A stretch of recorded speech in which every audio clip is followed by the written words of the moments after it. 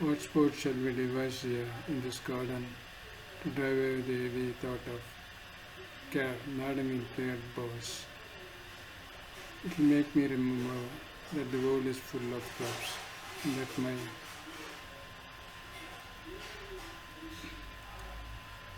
fortune runs against the bias.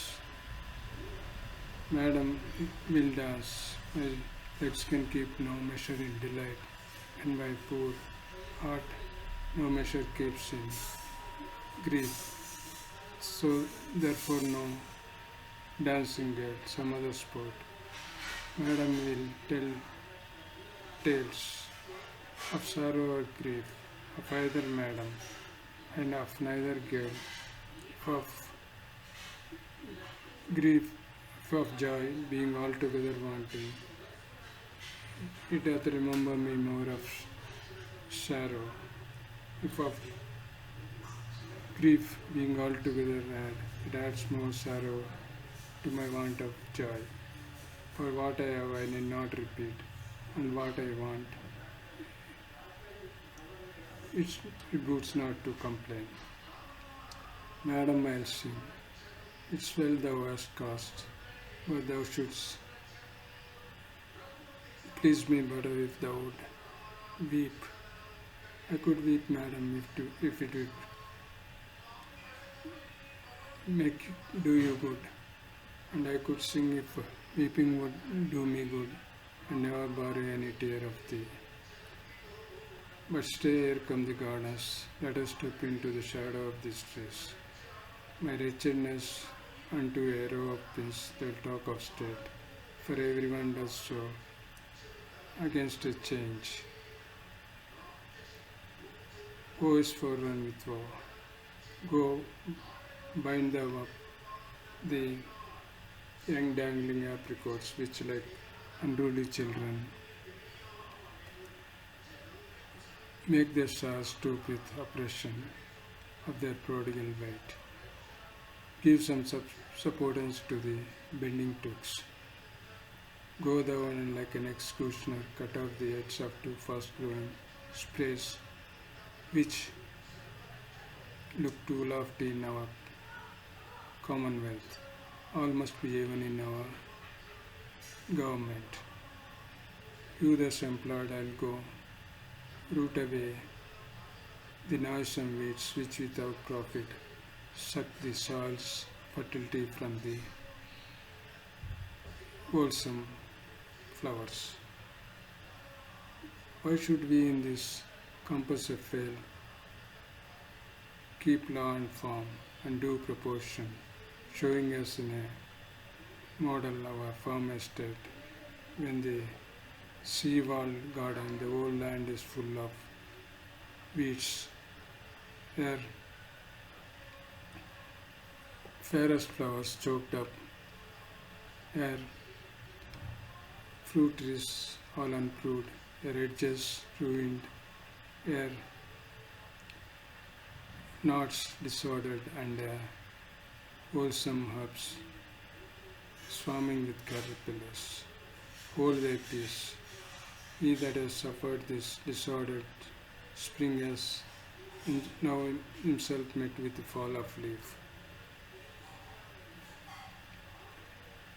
The weeds which is broad spreading leaves did shelter, which seemed in eating him to hold him up, or plucked up root and all by bowling brook.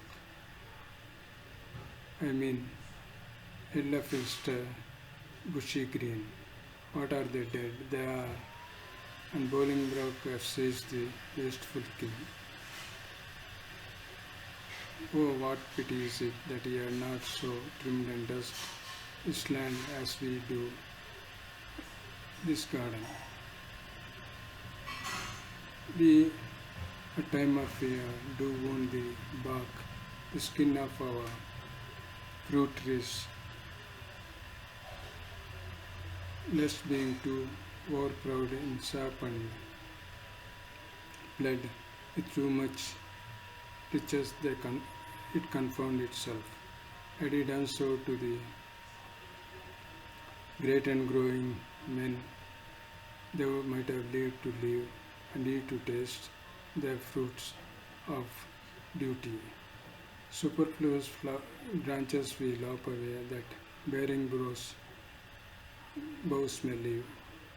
Had he done so, himself had borne the crown, which waste of idle hours hath quite thrown down. What think you the king will be deposed? He is depressed already, and deposed his doubt he will be. Letters came last night to a dear friend of good, Duke of York's, that tell black tidings. Oh, I am pressed to death through want of speaking. Thou old Adam's likeness,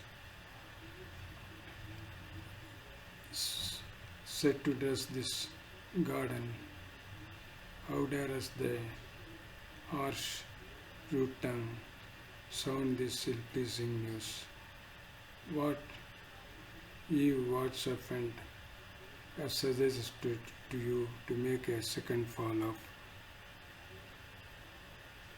cursed man? Why do you say King Richard is deposed? Darest thou little better thing than earth, divine is downfall. Say when, where, and how camest thou by this ill tidings? Speak thou rich. Pardon me, madam. Little joy have I to breathe this news, but what I say is true. King Richard is in the mighty hold of Bolingbroke. Their fortunes both are weighed.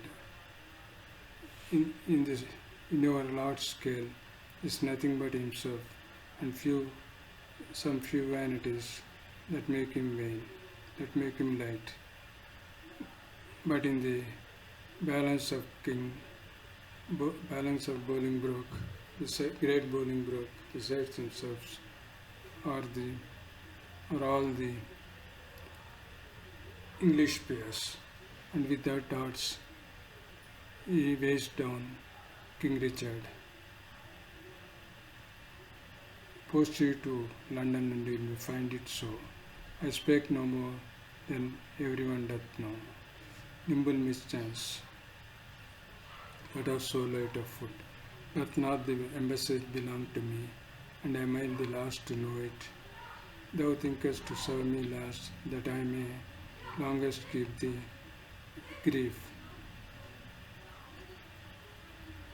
Come, ladies, go to London to meet London's king in woe. What was I born to this, that I must grace the triumph of, that my sad looks must grace the triumph of great Bolingbroke? Gardener, for telling me this news of woe. Pray God, the plants thou graftest may never grow. Poor queen, so that thy state might be no worse.